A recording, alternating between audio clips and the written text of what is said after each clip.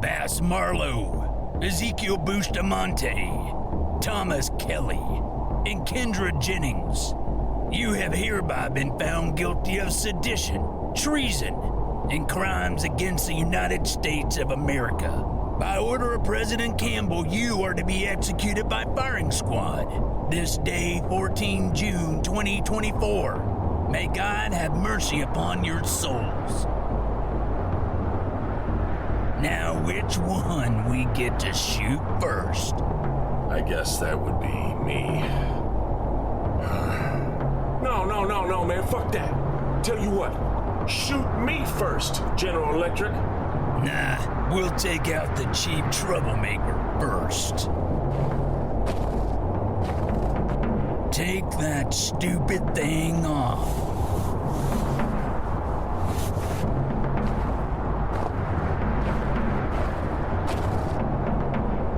Corporal, take this.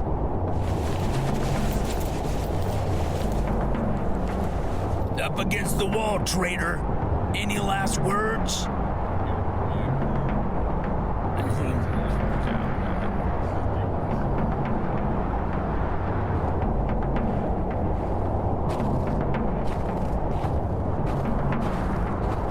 Ready. Take aim. Sir, on the hill.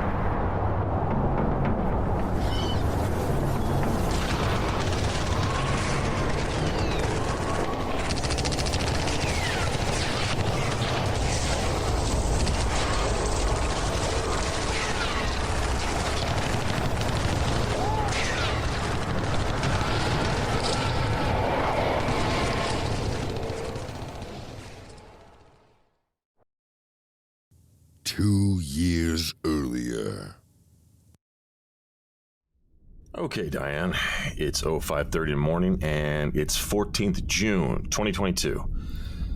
Midwinter here at the station. Hell, I mean, midwinter here in all of Antarctica. This is the biggest celebration across the continent. Every station, every nation celebrates. Each has their own unique traditions, but the primary ways to celebrate are the same to each station. The station manager gets up and cooks breakfast for all the station's 40 to 60 residents, and yeah, apparently that one hasn't been celebrated since Wainwright arrived down here about 5 years ago, and I bet you're not surprised one bit. There are presents, both from people back home that get shipped separately, as well as people who are here over the summer season and left. They always leave a small something for friends they made while on station. We'll open those at midday. Oh, and since it's an official holiday, that means no work. Nobody does anything science-wise. Other than anything critical to keeping the station running, nobody works if they can help it. Lunch Lady Alice and crew have no shortage of cooks, sous chefs, preparers, and gophers. People have fun and activities planned. We'll send greetings and messages over the radio and phone to the other stations. And rumor has it Mikkel has prepared his famous... Hold on, I had to write this down. Special janitor makings of potato vodka that has orangey flavors and puts chest hairs on chests. My new drinking buddy Zeke dared me, says he'll try it if I try it. Well, he's thrown the gauntlet, so I can't refuse. And there's a huge feast tonight. There'll be 3 special cocktail choices, including Mikkel's, which I'm hoping doesn't cause temporary blindness. A 7-course meal with 3 different main entree selections. There'll be after-dinner desserts and more cocktails. Oh, get this. I was invited to a very special celebration. It seems Thomas, Patrick, Zeke, and others all get together for what they call Jack's Night, in reference to Jack Torrance from The Shining. That's the guy Jack Nicholson played in the movie back in the 80s.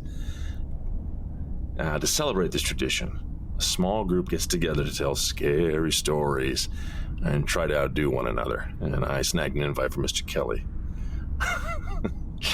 Reluctantly, Zeke has agreed to host it in Franklin's fuel room. Thomas and Patrick consider the creepiest part of the entire station, which, yeah. But I still got no idea how they managed to talk him into it. I gotta admit, though, it's kind of a big deal around here. You've got elements of Christmas, Thanksgiving, Halloween, St. Patrick's Day, and hell, Cinco de Mayo all in one. And, well, I've decided that I, too, need a bit of a break. Not saying I'm going on vacation, far from it. But after last year, I'm entitled to a day off as well. So, despite major drug smuggling operations and 2 concurrent investigations notwithstanding, Diane, you may want to sit down because I'm taking the day off. This is U.S. Deputy Marshal Bass Marlowe investigation suspended 1 day, 14th June 2022. Happy Midwinter. Or is it Merry Midwinter? I'll have to ask. Recording stopped. So the police officer met the woman on her porch. The 2 of them walked to her car in the driveway, investigating the sound she heard each time she stopped the car. And there, on her door handle... Come on, man. Oh, gosh. I guess you all heard that one before, huh? It's the scariest one I have, though. Everybody knows that one, Mr. Kelly. It was old when I was still young, and that was a long time ago. Well, I guess I can always tell you about the dermal abrasion I went through one time. Pass. Okay, fine. Patrick, how about you go next? All right, scary story. Scary story, man. Oh, jeez. Okay, hold on. I remember one. I remember reading about this when I was a tiny dude. It was one story in a bunch of scary stories that I bought at a school scholastic book fair. Wow. They still do that? Bought me a lot of Garfield books back in the day. Oh yeah, absolutely. All of us kids used to love flipping through those catalogs, and we would select whatever books looked cool. So back then I was a nerd. I loved reading about all the sci-fi, the fantasy, anything really freaky deaky. Loved it. Okay, let's hear what you have. All right, so this hombre, driving from his office super late one evening, decided that he should take a shortcut to get home faster. Dumb decision, but let's go. It was 2 a.m. in the morning, and after a long day, the sooner that he could get home, the faster he could get to those savory microwave pizza rolls. Rather than take the main roads on the highway, he cut through one of the old dirt roads and remote country 2-lane streets, which gave him a straight shot. He'd only ever taken this route one time before, and that was during the day. For this dude, it was the middle of the night. It was 2 a.m. So, there was no moon. The sky was overcast, so there was no light from the stars or anything from above. And to make things even spookier, there was a thick fog all around the place on the side of the streets, as they were in forested lowlands, right? My man slowed his speed to remain safe. It would be 20 minutes for him to get to the on-ramp and back onto the freeway, and so that he could get back to his Chateau de Relaxo. As he drove down these dark and scary roads, his window started to frost up. But it was weird, because it was June. He said that there was a low hum coming from the outside of his car. So weird, right? And the forested trees started to look like twisted figures. just like after you take the hard stuff my cousin Jimmy grows, things just change in front of your eyes. And this guy, the trees, it's like they had arms and they were outstretched as if they were trying to grab him and take him off the road. The hairs on his arms and the hairs on the back of his neck started to raise. Just like when you take Jimmy's good shit and you lay it down in a field and you look at the clouds, his mind started to make shapes and forms out of the fog ahead as his headlights would crest over each hill, right? Nervous, he switched on the radio, only to find static. Station after station, there was nothing but white noise. So he turned the knob up and down the radio line, switched from FM to AM station, turning fast at first, but then slowly and methodically. He needed something, anything just as a connection to the outside world, like needing to maintain. Now, in addition to this static, a very quiet, metallic scratching noise began to be audible over the radio. Every station he passed, that same noise, slowly growing in volume, getting louder and louder. He locked his doors, looked at the cell phone that he had, only to find he had no bars. His eyes went from the road in front of him to the radio dial, the noise getting louder and louder. He struggled to find anything, any kind of signal to connect him, man. And then he looked up to see an animal, like deer maybe, that whipped in front of his headlights and then just scattered off into the distance. He jerked the wheel to the side, just missing Bambi. Then he thought to himself, that had to be a deer, right? That had to be a deer. But it wasn't right, man. Jimmy shit will do that to you, by the way. It's good. But his heart was pounding, adrenaline pumping. He struggled to get his car back to the center of the road. He remembered that up ahead for a few miles was an old dirt road. It was still on the maps, but it hadn't been maintained in decades for, being so far off the main road. And just as he turned onto that dirt road, his engine started to sputter. The headlights started to flicker, and even the radio began to drop in and out. Now, the last thing he wanted was for his car to stall out, right here in the middle of Nowheresville, and with this weird energy all around him. He continued to search the radio for a signal that anything that he could find. The metallic sound growing faster and louder as he went back to the AM stations. Now his headlights went dark for a few moments. He pulled the knob in and out, trying to get them to turn back on. Now he was safe. He slowed his car because he had eye troubles adjusting to the total darkness. And finally, on that fourth pull, they came back on. He was just about to miss that turn to the dirt road, but he would have hit a tree. He jerked the steering wheel just in time. And finally, on that off-ramp to the dirt road, he heard a voice on the AM range. A small distant signal. It was like Spanish or hell, maybe even like Portuguese. By the way, Portuguese shit. Better than Jimmy. This is fucking good. Anyway, this guy, he didn't speak the language, but any voice, anything, doesn't matter the language, he felt that connection. And just as that signal got stronger, the vehicle stopped sputtering. The metallic screech over the radio stopped altogether. Poof, gone. The lights were fine. They didn't flicker, nothing. And soon, he was out of the shortcut.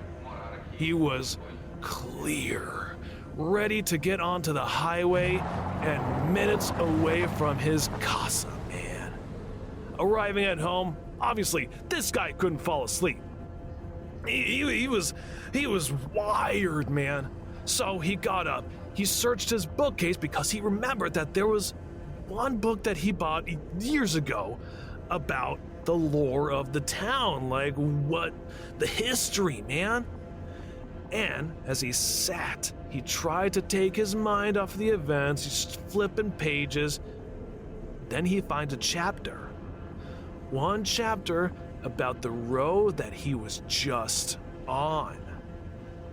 Apparently, for decades, vehicles would be found abandoned on the side of the road, dead. No sign of the drivers, doors open, right? Purses and jackets and valuables, their stashes left alone. Always discovered by locals early in the morning, sometimes like after a couple days. So the locals said that whenever weather conditions were just right, there was no moon, there were no stars. It's that pitch black with the fog. Worlds would intertwine.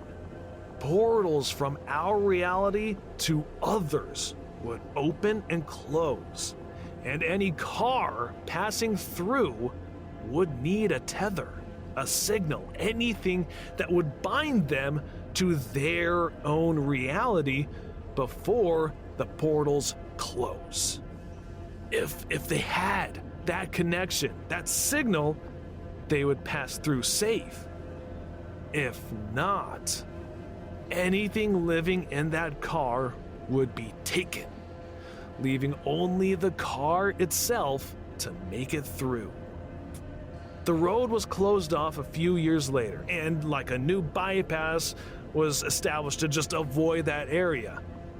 But every so often, on that new fancy bypass that just comes close enough to that old dirt road, people swear.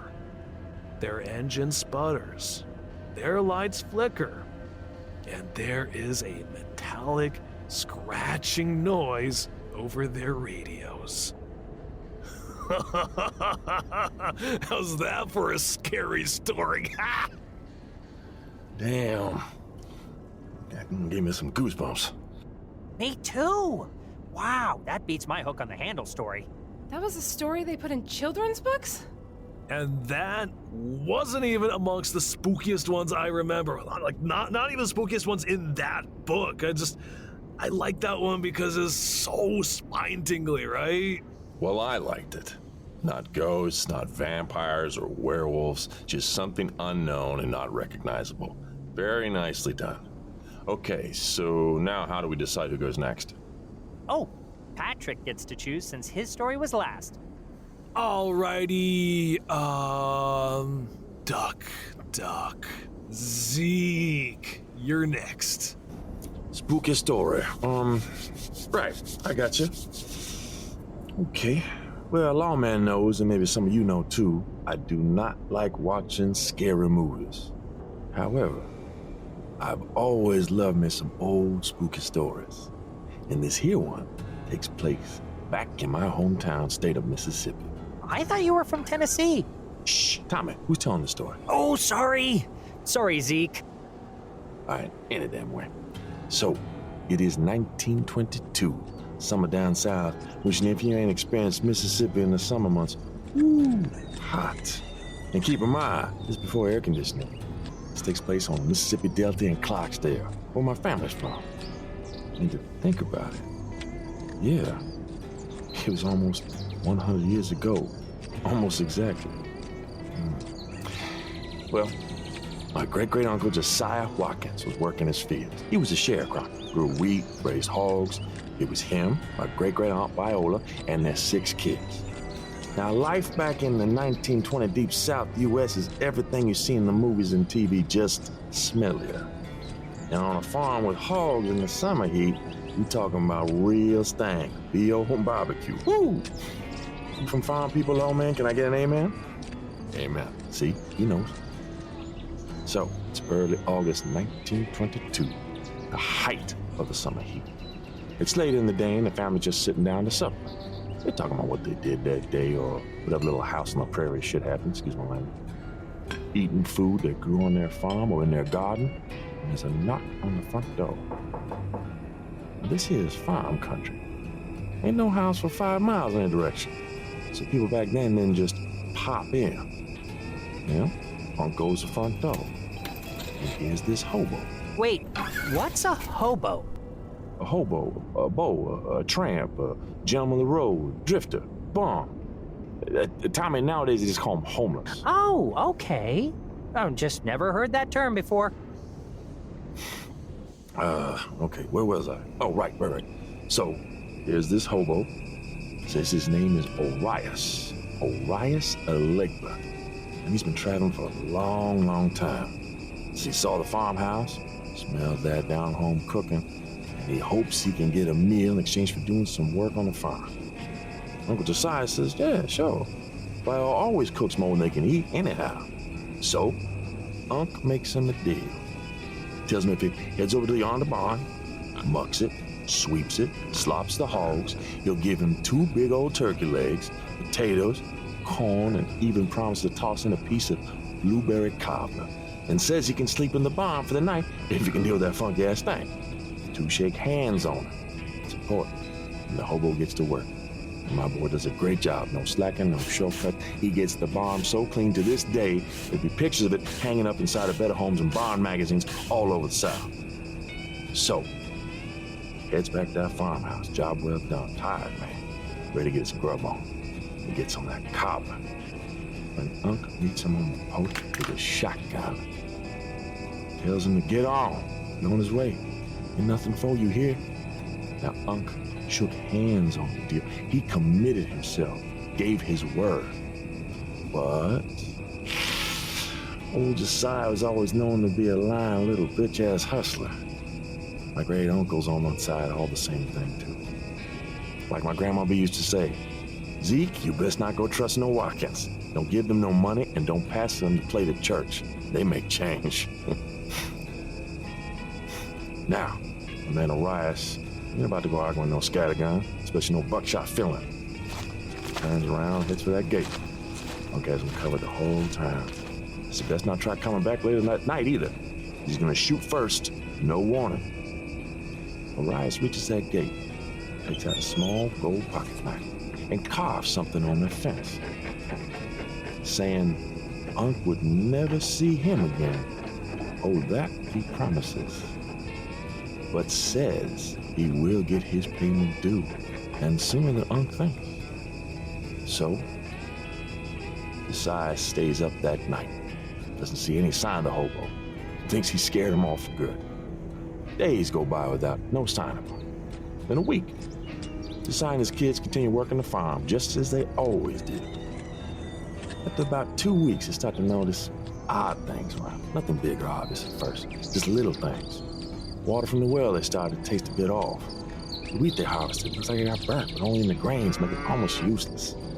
The cows they kept for milk all start producing sour. And a few weeks later, things start to get interesting.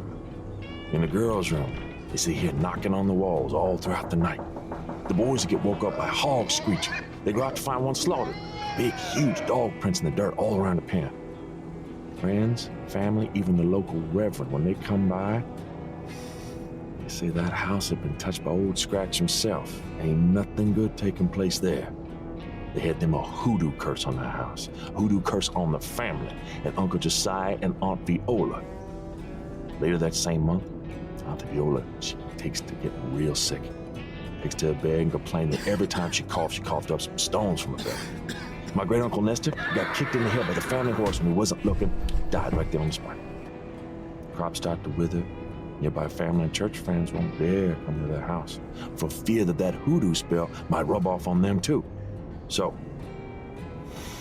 time was coming up with Josiah. Well, he'd have to give the landowner his cut of the crops since Unc was only a sharecropper. He knew he wouldn't have enough to pay off the owner and keep feeding his family.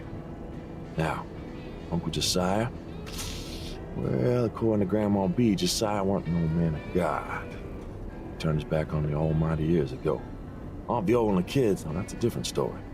They knew, they believed. Praise God.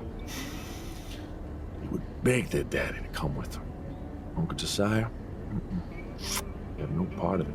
He wasn't going to no church. So, as the family was off getting the church home, he goes up the dirt drive, starts looking what's left of his fields, trying to figure out how to make everything work out. Well, on no certain terms, he knew he was in the shit. Excuse my language, sorry. He turned to go back to the gate, and in the house he remembers what old Arias did as he left. He looked down at that gate post and saw a mess of carved symbols and whatnot. Unc took out his own pocket knife, tried to scratch him out, only to have the blade snap in half in his hand. Well, he goes back to the house, gets some paint, tries to paint over it, but the paint won't stick, just drips down the post and the grass below, making a hell of a mess. Yeah, Josiah starts to panic now. Goes and gets himself a huge axe. Said he'd rather make kindling and rebuild his fence than let some drifter hobo hoodoo man drive him out. Unc lifts that axe and comes down that post, the carvings, hard as he could. His blade exploded like a cannon. A piece of metal went all over the place, including into Uncle Josiah's forehead. Fell to the ground dead as a doornail. Axe handle still gripped in both hands, tight. Well, they go to bury Josiah the next day.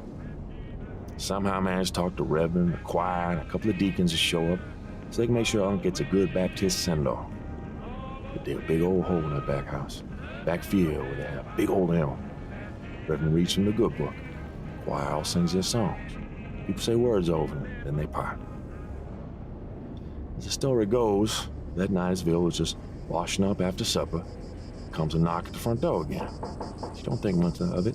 People, family or somebody showed up late, well wishes with food or something like that. Fella goes to open the door. There ain't nobody there. On that front porch swing, which is swinging back and forth, she sees somebody left a note. And on top of that note is that gold pocket knife, holding it down. She goes over there and looks at that knife and sees her husband's name etched in the handle. She goes to pick it up and read the note. And it says, with bold letters, debt paid in full. Next day, people in that town said they saw a man. Looked exactly like Arias. Talking with this old boy Bobby, just outside of Clarksdale. Bobby said he was this two-bit string clucker. Used to play guitar with Charlie Parker and Bill Brown in local bars. Son House, too. Hold up. You're telling me Arias, the guy who cursed your great-uncle Josiah, is the same man who made a deal with Robert Johnson, guitar player in Mississippi at the Crossroads? I thought the Devil's Crossroads was in Georgia. No, you're probably thinking of that song, Devil Went Down to Georgia. Are you serious? The devil wouldn't be caught dead in Georgia. He detests pecan nuts more than anything on the planet. Things don't have a place in pie, let alone in any food. Now, as for the Crossroads story, that wasn't the Morning Star either. That was a demon Gemarax. And it wasn't even intentional that he tricked Robert Johnson. Gemarax got wasted on local moonshine and reefer. He stumbled into this local bar, half out of it, and some kid asked him to watch his guitar while he went outside to take a leak. Jemmy tuned it, and by doing so, the next human who picked it up would have perfect pitch and celestial talent. God. Goes without saying, HR was pissed once it was reported. After that, we all had to go through training refresher courses. Compliance and legal mandated no booze or drugs would be allowed to be expensed to corporate for close to 40 years afterwards. Gemarax is a moronic chump. He shouldn't be celebrated at the Crossroads. He should be a cautionary tale. Apologies. Well, it kind of already is one. No, a cautionary tale for us demons. Not you hairless apes. Hey, don't go ruin my family story here, Debbie Demon Downer. You just hush up and be happy I'm letting you have company. Shit. Excuse me. Okay, now I choose. Dr. Jennings, you're the new one here. You think you're up for sharing? I am, oh wow. I'm not sure I have anything that could compete with your wonderful stories. Oh, this isn't a competition, Doctor. Gosh, nobody is trying to outdo anyone else. This is just, well, having fun, telling a good story. We just make them scary since it's the midpoint of the winter season. Well, it's not my story, but I have one about something that happened to my brother. And he told me about it afterwards. Awesome sauce. Lay it on us. Let's go. All right. I'm I'm not great at telling stories, or anything, but... That's okay. If you had some of the barbecue lawman cooked up today for the ball, well, he ain't much of a cook. Here goes. Well, so this was back in the early 2000s. He passed on a couple years after this. Sorry. Anyway, so he was with the U.S. Marines, 15th Marine Expeditionary Unit, or just MEU Charlie 11. They had established an airbase at the end of 2001, I think it was, southwest of the city of Kandahar. They named it Camp Rhino, their first forward operating base in Afghanistan. The Marines and the coalition forces later moved north to the local airport, where they set up a new forward operating base. But sorry, I'm jumping too far ahead. Anyway, so as Devin told me, they had been in the country for a few months now, and word had gotten out that the UN forces established a base in the area. The local militia decided that they were going to take some pot shots at the base, make sure the UN knew they were welcomed, and then run before being shot back at. This took place 6 or 7 times that first month. Always the same thing. Drive close, take a few shots at the walls, and then hightail it out. It went on for like a week or two. Devin had said the Marines had sent out scouts a few nights before things escalated, to the same town where the locals would flee back to. The Marines wanted to get familiar with it for when they had to search it. Aerial reconnaissance, though, could only tell you so much. They found a spot a half-mile out and watched from a high vantage point, getting a good look inside to see what they could see. And through their field glasses, he said the scouts saw it was a smaller-sized village. Every night, the villagers would have a communal meal near the center of the town, and afterwards, the women would clean up and help keep the kids occupied, and the men would go a few more doors down and have some tea and cookies. Although the town was heavily populated with men, only a few dozen were younger and carried weapons, so obviously a hastily arranged militia. They always had the same daily routines, though. The older men and the boys would tend to the goats, they'd make repairs to the buildings, and the women would stay inside during the day mostly. And the guys with the rifles would walk patrols around the outside, but they didn't really have any regular patterns, so they were kind of sloppy routes. And after a few days of covert operation, the scouts went back to base and they reported all of that in. After the 8th or 9th time of these hit-and-run attacks happening, the Marines decided, hey, we gotta pursue these guys, get them to stop, or at the very least let the militia know that they knew where they operated from and make them think twice about continuing those attacks. So once the bosses radioed in, giving them permission to formally respond, they got the order to head into the small village and conduct a routine clearing mission. They were to search for and clear out any arms or materials that could be used for conflict. The name of the village was, what was it? Towersy.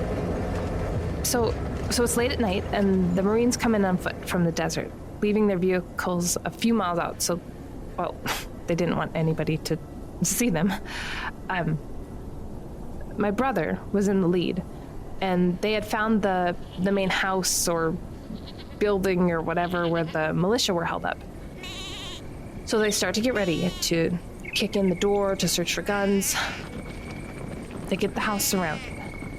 They establish the perimeter. The squad teams get to their designated entry points, and they silently approach the communal building and waited for the word to move in. Once they got the word, they entered the building to find it was recently deserted. Warm meals still sat on the table. Hot tea was still steaming, and items were strewn everywhere. They searched around further, and they found a closet in the back with the wall cut out. And the clay was removed to create an exit through the walls and into a hole that was dug out in the next room, so it led down. Apparently, somehow the local warlords knew the Marines were coming. There was an escape, an exit tunnel that ran back to another structure. The Marines broke off into 3 separate groups. They went house to house to search for them. They weren't about to go through the underground hand-dug tunnels. Devin said, though, that this was one of the worst situations that they could have been in. They needed the element of surprise. They needed to be able to get in, get their objective done, and get out before anybody could mobilize. The fact that it was known the Marines were coming meant the militia had time to prepare, and they had time to get set up. Although the scouts said each night was a communal dinner, this particular evening, they didn't see anybody. The cooking fires had recently been put out. All of the buildings which had their doors and windows open in the past evenings were now shuttered. The goats were in their pens, and there was not a sign of anybody to be found. It was at that instant my brother said he and his team all passed a look to each other, and they didn't have to say it, but they knew that they were in trouble. Serious trouble. My brother was on one of the 3 fire teams within his squad, so each fire team had 4 Marines, and there's the squad leader, so 13 Marines in all. Nowhere near enough to properly respond to any sort of ambush. Over the radio, their commander orders them to pursue, to find the local militia head and bring him in. Securing weapons was no longer possible, but they couldn't go back empty-handed, and they needed intel on how it was known that they were even coming that night. Devin said he and the 3 guys that were with him, they went to one building and they got ready to enter. They stacked up on each other, gave their position as ready, but Devin got this, not quite butterfly, but just this sinking feeling in his gut that something wasn't right. But he pushed that feeling down, and because he knew he needed to stay on the mission. He needed to keep his head in the game and in the moment. And he gave the signal that he would kick in the door, and he started his 3-2-1 countdown when his helmet radio went off. Danger. Danger, he heard over his comm. Hostiles. Trap. He signaled the team to hold, and then quietly back off the structure. He had the fire team pull back and find cover, all while keeping a watch on the building. As they're standing guard, a call comes over the radio that one of the other fire teams had secured the militia leader and even found the cache of weapons that they originally wanted. They were loading the leader and the weapons up and were instructed to regroup and get out of town ASAP. It was right then that the building that my brother and his Marines were watching explodes. Had they kicked in that door or thrown in one of those flash grenades? Oh yeah, flashbangs. Those. Had they entered and started searching, they would have been inside when the building had been set to explode. So, with one fire team finding the militia leader, and none of the other Marines being in the building when it exploded, they were far enough away and there were no villagers inside, thankfully. Nobody got injured, U.S. Marines or Afghani villager. During the mission debriefing, Devin was asked how he knew opening the main door would have sped up the countdown timer on the explosives that would have killed his team. And he said it was the radio transmission. Everybody looked at each other. His fire team said they hadn't heard anything over their radios. And they went back to the recordings of the mission logs, and there was nothing. He said on those recordings you could hear he and his team stacking at the door. You could hear him give the signal to prepare to breach, and a few seconds later, you could hear Devin give the call to fall back. But that voice, there was no recording of the voice he heard. It was a few days later, Devin got the official word through HQ Command that our dad had passed away. He had suffered a heart attack at our home in Minnesota.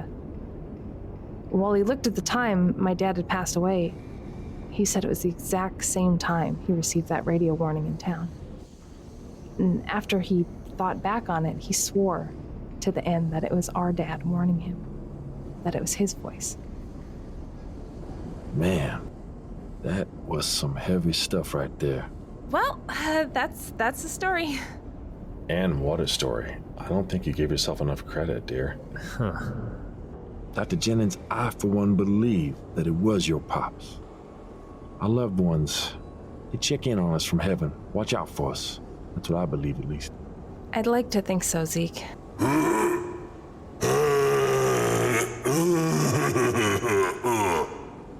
All right, let me go get the holy water and a hose.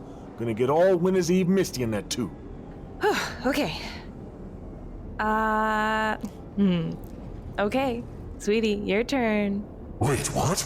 You were? Ah, the one he lusts for. Oh, wait. Is that? Oh, it's on you, too. That's good. I was kind of worried it was one-sided. I only ever heard his side of things. So, tell me, how big is it? How big are we talking? Franklin! All right. Let's ease up on that kind of language around the lady counselor. You throw a ball, dog's going to fetch it. You give him a bone, dog's going to chew it. You smack a dog on the nose, he's going to feel so bad. He's such a bad dog. But he's not, he's the best dog. They always are. That's the sad thing about living in hell. We don't have any dogs. We don't have anything like that. Dogs, really? You already have handcuffs. I can Amazon order you some ball gags and whips on the iPad. Franklin. French-made outfit. Okay. My turn for a story. Naughty librarian, maybe? Or a corrupt politician? Oh, they just have politician. I assume the corruption is just implied. Franklin. Or maybe a spreader bar, bed stretcher, anything. Franklin, for God's sakes, there is a lady present, and I'm gonna start carving crosses in my bullets. Bass. Thank you. But I think I can hold my own here. Sorry. I'll stop. Tried to tell you, Lone Man. Yeah, I'll listen to you next time. That'll be the day. So, this is a story I heard back in my early days as a deputy marshal. It came out of an official marshal's case file from the West Coast office in McKinleyville, outside of Eureka in Northern California. I'm not sure exactly when, only that it was in the late 1970s, possibly early 80s. The regional marshal's office out of Sacramento got word of the fugitive we've been looking for was hiding out with an old friend in the wilderness outside of a town called Fort Jones. He was spotted by a Firewatch ranger who crossed paths with him and his buddy near his lookout tower in Kalamath National Forest. The two were camping over the summer up in the mountains. Once the ranger got back to his station and looked through the mugshots they got every year from Bolos, that's Be on the Lookout reports, he recognized one of the men and radioed into the ranger's main office, asking them to contact the marshal's service. So, a few days later, 2 state officers, a forest ranger, and 3 deputy marshals get to the Firewatch tower. They pore over the maps of the region, find out what would be some of the most likely campsites, as well as get updated on all the grow activities in the region. Grow? Is that what I think it is? Yeah, grow. Yep.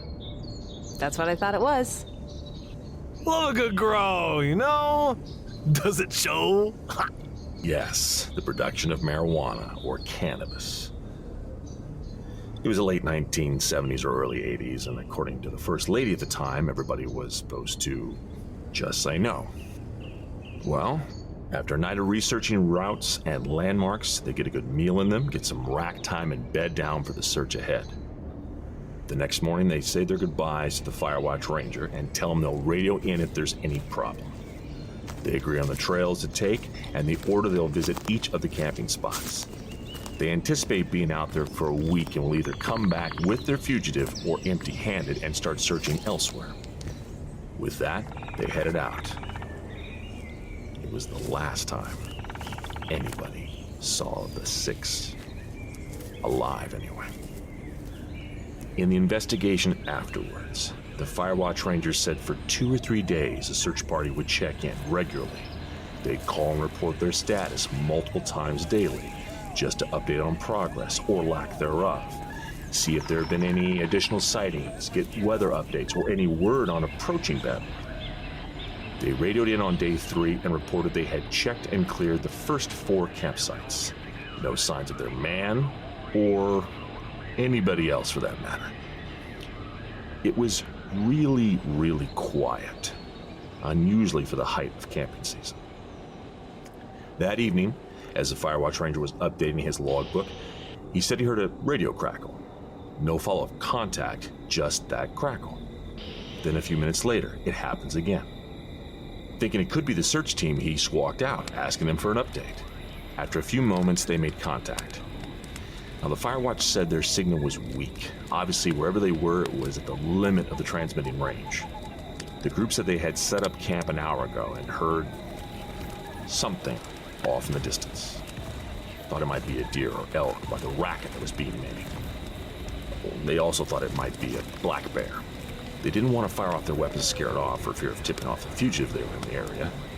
They said banging pots and yelling seemed to work at first, but whatever it was out there would just come back 10 minutes later, getting more adventurous each time. Well, before they left on their search, the Firewatch had given them each canisters of bear spray, telling them that it was much more effective to ward off a bear than firearms. He reminded them of this fact, told them to make sure their food was sealed in airtight canisters so any animal wouldn't be drawn into their camp.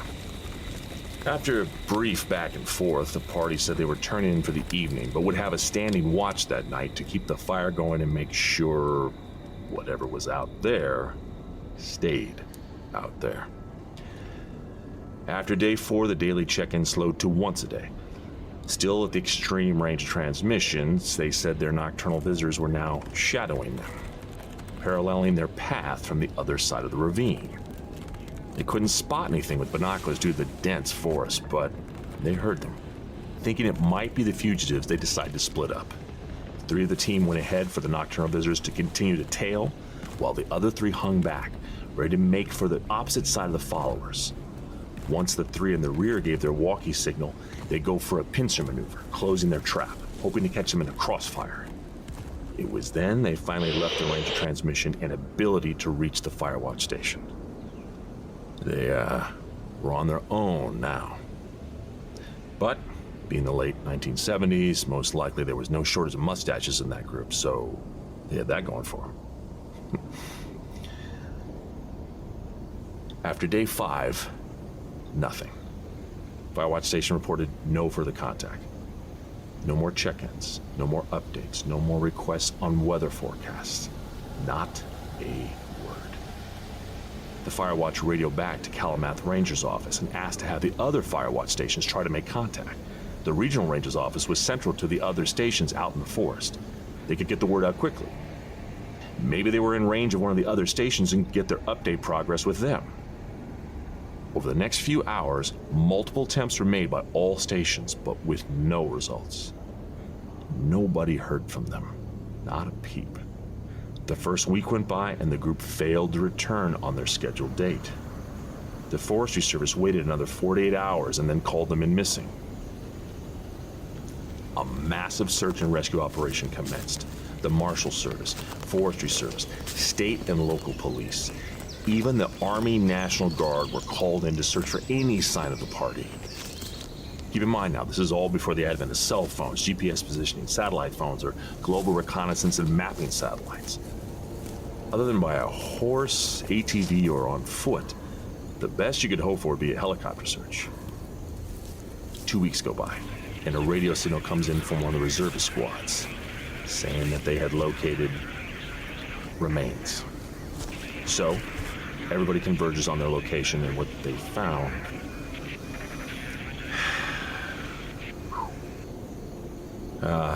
without getting too graphic here, the guard squad had found the fugitive's campsite. Makeshift walls have been put up of felled trees and logs. It looks like the fugitive and his partner had built and reinforced a small hideout. Built themselves a little makeshift fort in the forest. Inside that fort, they found the bodies of the fugitive, his friend, and sadly the search party of law enforcement officers. They'd all been pummeled and torn limb from limb. Their campsite, their defensive fort, ransacked and damaged. All their firearms had been completely emptied. including the ones of the fugitives they had been hunting. All their mags empty. There was empty shell casings littered all over the ground. Using metal detectors, they found rounds that had been fired into trees and logs in all directions. Now see, this is the odd thing. One of the things they could never understand is that none of the bodies had any bullet wounds. Whatever they were firing at, it wasn't one another. The party wasn't shooting at the fugitives nor vice versa. Both groups had been all together, firing outwards, out into the forest, into that pitch black. Whatever they were firing at, he was out there in that forest. Other than the rescue party's own and those of the search party and fugitives, no other prints could be found. No tracks, no animals, no people, nothing. A search of several miles in all directions didn't find anything unusual or abnormal. No signs that anybody or anything else had been in that region. Yet, for all the damage and carnage the National Guard had discovered, something had definitely been there. For the next several years, camping was restricted in that region of the National Forest, obviously. And the Firewatch Rangers would sometimes report noises coming from the distance, late into the night. An animal or animals would sound yelps and calling, always far off. Officially, after all the investigations had been completed, after all the autopsy and medical examiner reports were filed, it was concluded that all 8 individuals had been mauled and killed by a grizzly bear infected with rabies. Despite there being no tracks, signs of spores found nearby, or that the California grizzly went extinct in 1924. It was all quieted up, and nobody dared question the official record. So, what was it supposed to be that got them? Bigfoot, aliens, 21 Jump Streets, Richard Grieco? Nobody knows. Why do all your stories have to have ghouls or ghosts or us to be considered scary? Seriously, for someone like me who's seen all the things I've seen, ugh. If you really want to hear about scary and frightening, all right. I have one for you all. Oh, here we go. Gonna be how God is wrong and evil is good and all that nonsense. Hey, Zeke, come on, man. This is supposed to be the night of spooky and scary tales. What's the harm in letting Franklin share his? All right, I'm just telling you all now. Be prepared for some bullshit anti-lesson. How there ain't no righteousness in this world, and it tries to depress us all. Zeke, man, play along, duder. Fine then. Well, let's go then, Sin Sniffer. What you got? This takes place in 1984, San Francisco. For those who weren't around for my older stories, I possessed a guy 10 years before this story takes place. A kid who was in university to become a lawyer. I stuck with him, took control when I wanted to, and became one megastar attorney up and down the West Coast. Licensed to practice in California, Oregon, Nevada, and Washington State. There is no shortage of legal needs when you live through the 80s. Oh, it really was Franklin's time to shine. Anyway, we get a call one morning around 4 a.m. from one of our senior partners. He wants me to head down to the Mission District to the city courthouse where one of our clients who has us on retainer was arrested. Some corporate banking firm CEO has been locked up and called our 24-hour emergency line. They want me to get down there and make sure his rights aren't violated and be there for his bail hearing. So, I kicked the rodeo clown and hook her out of bed, showered all the glitter paste off, and sped down to the sheriff's office in the court complex. Sure enough, Mr. Big Shot Banker is cooling his jets on a cot. $8,000 suit looked all wrinkled and like he was sweating through it. I get him to an interview room, get him fresh clothes and half-decent food to eat. Get him calmed down so I can get him to tell me what happened. Well, he tells me the night before, he attended a special event held at a penthouse for a Hollywood film star. Their name isn't important, but believe me, you've heard of them. Afterwards, my client and several of his less than reputable friends go to a club. Well, not a club per se, but let's just say you wouldn't find it listed in any phone book, and the preferred menu item at this club was very underage. That's just sick. Now I'm talking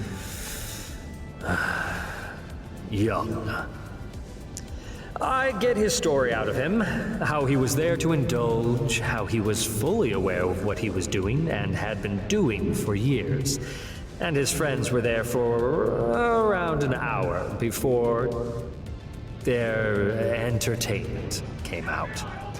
At this time, the police burst in to serve a warrant. Turns out one of my client's associates flipped and started naming names. My client being one of the bigger names on their list. At the same time they start to raid this underground club, they raid his office, his apartment, and a little house in the country he had thought he managed to keep under the radar. They found enough Polaroids, videos, magazines, and various other evidence where they'd be able to build a substantial case. We go in front of the magistrate that morning for bail proceedings. I get the guy bail, given no previous record and what I told the court was obviously a smear job and illegal search based upon highly questionable methods. Bail is granted, of course. Our client is holed up in one of his residences on the Alameda shore. Millions upon millions are spent on the defense of this client, researching our defense strategies. The right payments are made to the proper people in power. Monies are paid to families of poor means to quiet them and get them to simply go away. Reporters and news veterans are told by their editors and boards of directors to move on to other stories, many out of fear that they will be named in something similar. My client gets a more than lucrative package to retire from the firm he worked for, to include stock options, bonds, and enough commodities to run a number of third world countries for decades. In short, he and his cronies pay to ensure he never has to receive justice, despite the multitude of charges that would have had him disappear from society forever. He walked. All charges dismissed. He, of course, is thankful to the firm, thankful to the partners, and to me, his defense lawyer who helped him go free. And you're proud of that? What? Got scum of the earth, a kid toucher, free and safe from justice. Didn't have to serve one day because he's rich.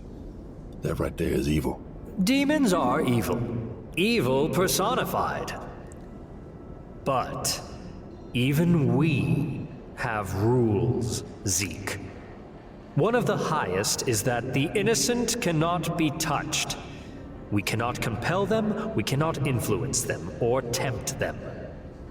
As long as they are children and retain their innocence, we are forbidden from even making an attempt. Every demon, every imp, every denizen of the pit knows and obeys that rule. Consequences for ignoring it are beyond serious. Trust me, this rule is never broken. This person, however, this human, my client, had no such compunctions or regards for innocence. So after his freedom is purchased and justice paid for, he decides to take a trip to Cambodia, a trip to meet with his colleagues that were of similar appetite. Meet them in a local club that catered to scum and human trash like him. Meet with local providers, if you will, suppliers of these appetites. He went so far as to notify our firm that he'd be out of the country and in the event something might happen, prepaid for a round trip and hotel for me. Just in case. Well, thankfully, I don't always require a plane to travel. As a former angel, I went against the throne and Well, that story is already well known. For eons, we took our anger and our vengeance out against his most beloved pets. You humans. It fills a void and helps us cope, but with our clients now, something new began to manifest. Corruption wasn't sufficient. Ruining him wouldn't fill that need. We thrive on sin, feast on it, relish it. But with him, his actions, his appetites. What I felt then, in that moment, was a new yearning. It wasn't justice. It wasn't vengeance. It was retribution for causing impurity. Oh, I found out where his club was, went there in the middle of the night, and got anyone who was without a touch of sin upon them removed from the building. With as fast as we move when not tethered to a human body, it was easy. Found a new temporary host who had just OD'd, took control of their body and chained down all the doors, all the exits. He may have been able to escape human justice, but he couldn't escape me.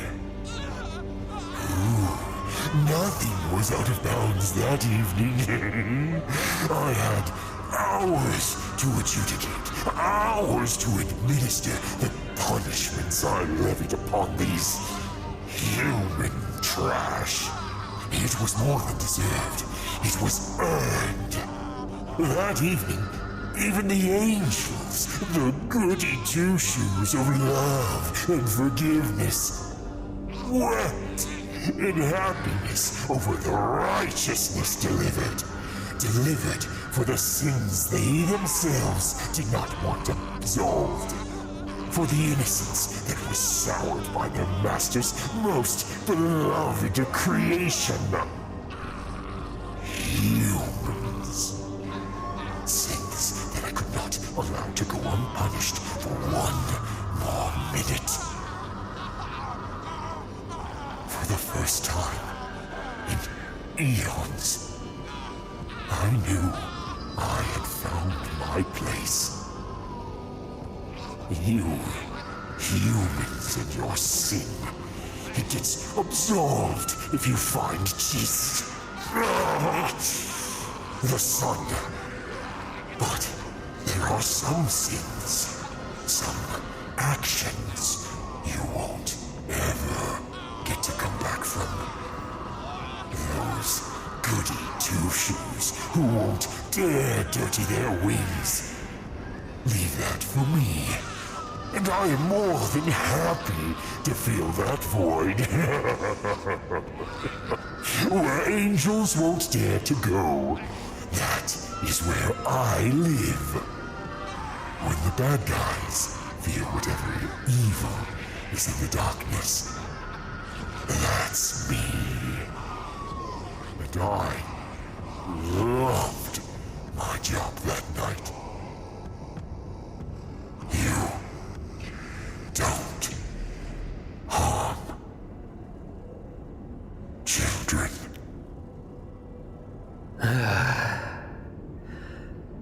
The papers said it was a club fire. Blamed bad wiring, poor adherence to safety codes, and overcrowding.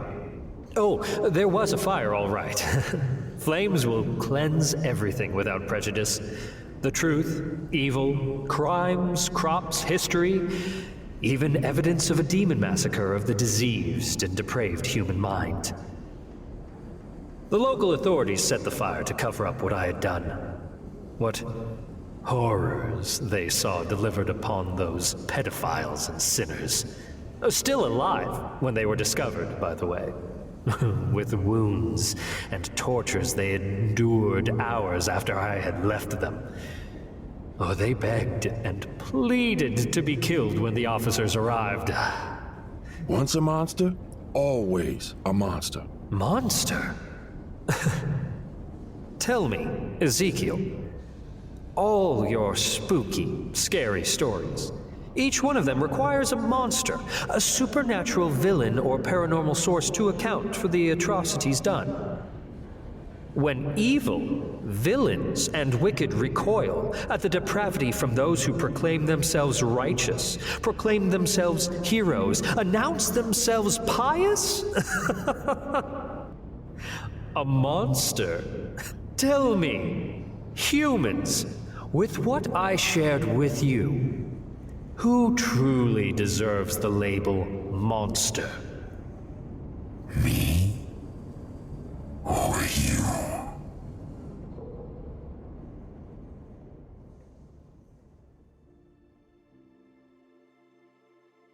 This is Brian Bradley. Thank you for listening to our show. We are commercial-free and able to do so thanks to our amazing sponsors. You can help support 90 Degrees by visiting our Patreon page. Go to 90degreespodcast.com. That's the number 90 and Degrees Podcast, all one word, .com. You'll find a direct link to our Patreon page where you can make a monthly pledge and get shirts, buttons, stickers, or even a shout out as an honorary station Polly. Speaking of, we'd like to send a special shout out to the following Pollies: Nick Wolf, Ernest A. Polron, and Padma Numi. Thank you for your sponsorship. It helps and supports us in so many ways.